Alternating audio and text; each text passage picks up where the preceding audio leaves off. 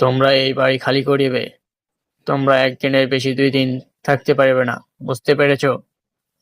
জমিদার বাবু, আমাদের উপর একটু দয়া করুন, আর কিছুটা সময় দিন। আমরা আপনার টাকাটা ঠিক পরিশোধ করে দেব। আমাদেরকে এভাবে ঘর ছাড়া করবেন না, দয়া করেন জমিদার বাবু।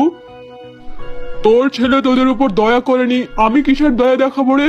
তুই তোর ঘর বন্ধক রেখে ছেলেকে বিদেশ পাঠিয়েছিস, এখন তোর ছেলে ধনী হয়ে গিয়েছে।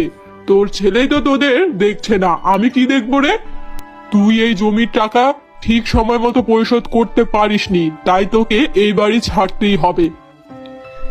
জমিদার বাবু, আমার 2টা মেয়ে আছে, ওদের ওপর একটু দয়া করুন। আপনার মেয়েদের বয়সী তো আমার মেয়েটা। আপনার মেয়ে মনে করে একটু আমাদেরকে ছাড় দিন, কয়েকটা দিন সময় দিন জমিদার বাবু। আপনার টাকাটা আমরা ঠিক পরিশোধ করে দেব। আমাদেরকে এভাবে ঘর ছাড়া করবেন না জমিদার বাবু। আমি কারো কোনো কথা শুনতে চাই না। কালই যেন এসে দেখি এই বাড়ি খালি হয়ে গেছে, বুঝতে পেরেছো?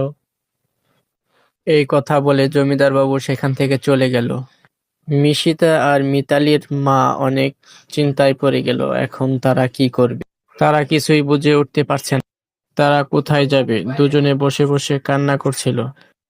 কিছুক্ষণ পর মিতালির বাবা শুনছো বলে, গো গিন্নি, কালকের অপেক্ষা করে আর কি হবে? চলো ঘরের যা জিনিসপত্র আছে অল্প টাকায় বিক্রি করে দেই, আর গ্রামে গিয়ে একটা কুঁড়ে ঘর বানিয়ে থাকা শুরু করি।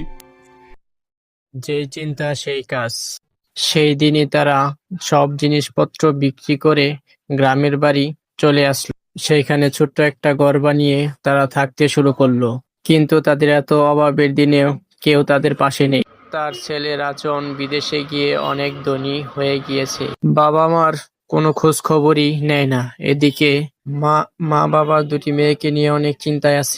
তাদের জীবন কিভাবে কাটবে, 2টো মেয়েকে বিয়ে কিভাবে দিবে, নানান চিন্তা তাদের মাথায় ঘুরছে। একদিন মিতালির মা জমিতে টমেটোর চারা। এমন সময় মিতালির বাবা এসে বলে, তুমি এখানে কিসের বীজ লাগাচ্ছ গো?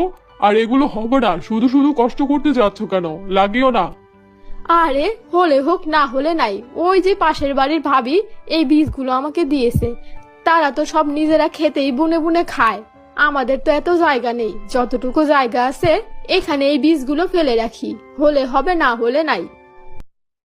এই বলে মিতালির মা ওইখানে বীজগুলো ফেলে দিল। উপরে সামান্য কিছু পানি দিয়ে দিল।